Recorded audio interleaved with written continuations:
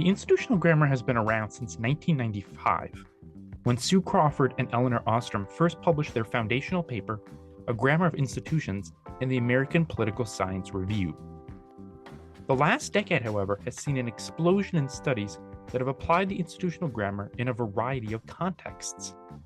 With this growing interest came a re-evaluation of the grammar as originally proposed by Crawford and Ostrom. In 2022, researchers Christopher Frantz and Saba Siddiqui published Institutional Grammar, Foundations and Applications for Institutional Analysis, which presents an updated version of the institutional grammar called the Institutional Grammar 2.0.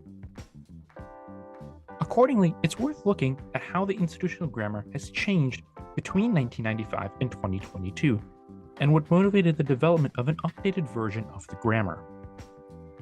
Let's start at the beginning.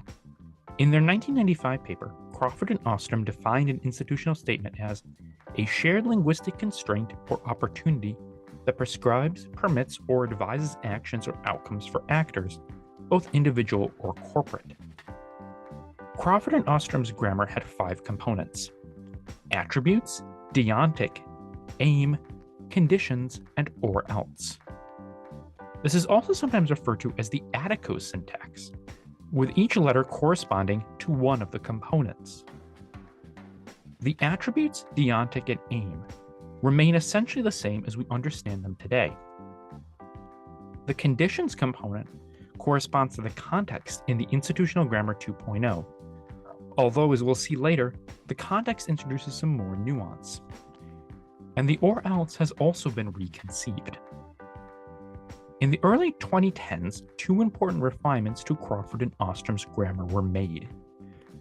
The first of these was the introduction of the object as a new syntactic component, which took place in 2011 in a paper by Siddiqui et al.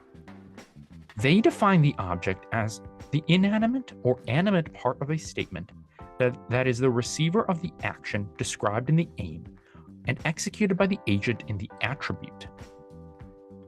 The object introduced several benefits to applying the institutional grammar. For one, it makes it easier to identify the attributes in a statement that has more than one actor. Consider the following institutional statement. The defendant must pay the court by the end of the month, or else face a late penalty. Notice that this statement has 2 actors, the defendant and the court. So who's the attribute? Well, the defendant is the one who's paying, so we can code them as the attribute, while the court is the object since they are receiving the payment. The object is also useful in circumstances in which a statement has no identified attribute. Consider this statement. Fines must be paid by the end of the month or else face a late penalty. The fines aren't the attribute since they're not actually doing anything. In fact, the statement has no explicitly identified attributes at all. We can, however, infer that the attributes are the defendants. This would make the fines the object. Finally, the object allows us to distinguish between the action that a statement wants someone to take from the person or entity affected by that action. Let's go back to that first institutional statement. The defendant must pay the court by the end of the month or else face a late penalty. If we coded this statement according to Crawford and Ostrom's original grammar, pay the court would be the aim. With the object, however, we can break that in 2 and code pay and the court separately as the aim and object, respectively. 2 years later, in 2013, Frantz et al. Introduced another important innovation to the institutional grammar, which they called nested attico. This directly impacts the or else component. Consider the following institutional statement. The defendant must pay the court by the end of the month, or else the court must impose a late penalty. Notice that in this case, the or else, the court must impose a late penalty, is its own institutional statement. Frantz et al. Call this kind of institutional statement, one that has an or else that can function as its own statement, a nested institutional statement. Nested institutional statements consist of a monitored statement and a consequential statement. Let's go back to the example we just discussed. The defendant must pay the court by the end of the month is the monitored statement. This is the statement that identifies the activity being monitored, whether the defendant pays the court by the end of the month. The court must impose a late penalty is the consequential statement. This statement articulates the consequences that result from failing to carry out the activity described in the monitored statement. Under nested Attico, the consequential statement is captured in relation to the monitored statement through a concept called vertical nesting.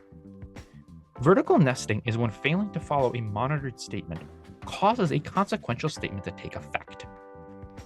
In our example, if the defendant doesn't comply with the monitored statement and fails to pay the court by the end of the month, then the consequential statement would take effect and the court would impose a late penalty. Conversely, if the defendant does pay the fine in a timely fashion, then the consequential statement doesn't apply. A complementary concept called horizontal nesting is used to capture the presence of multiple components in a statement that are logically linked. For example, a statement can refer to multiple actors, aims, or objects that are connected by logical operators like and or. Let's modify our statement so that the or else statement referenced above features horizontal nesting. The defendant must pay the court by the end of the month, or else the court must determine and impose a late penalty.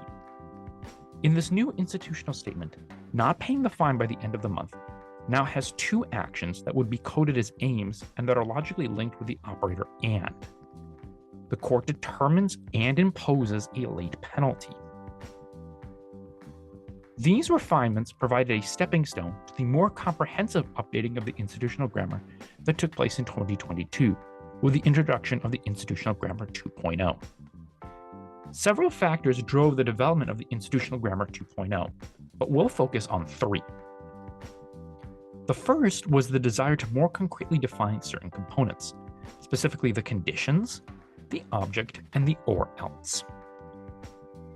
The conditions component, as originally defined by Crawford and Ostrom, lumped together two different types of circumstances, namely those sets of circumstances that cause an institutional statement to take effect on the one hand, and those sets of circumstances that qualify or otherwise restrict the action indicated in the institutional statement on the other hand.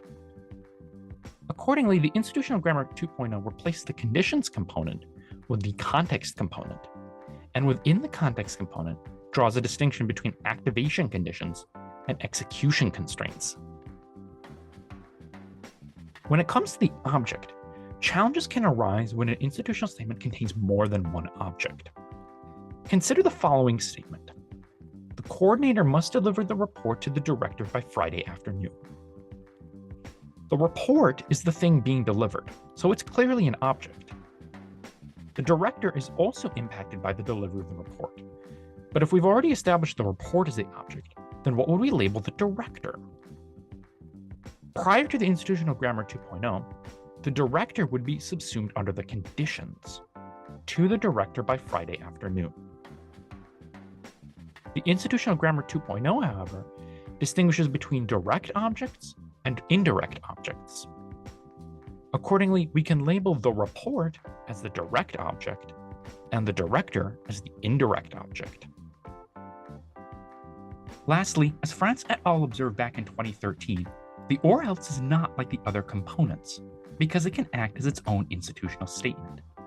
Let's revisit that institutional statement we looked at earlier. The defendant must pay the court by the end of the month, or else the court must impose a late penalty. Here's what that statement looks like when coded according to Crawford and Ostrom's original grammar. Notice how much information is packed into the or else.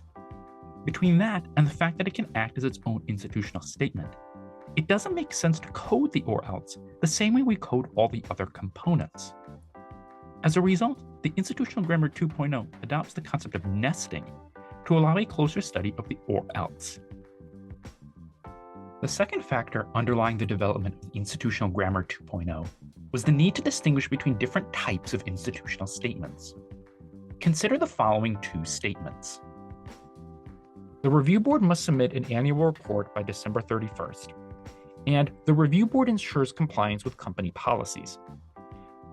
Notice that these statements provide different kinds of information about the review board.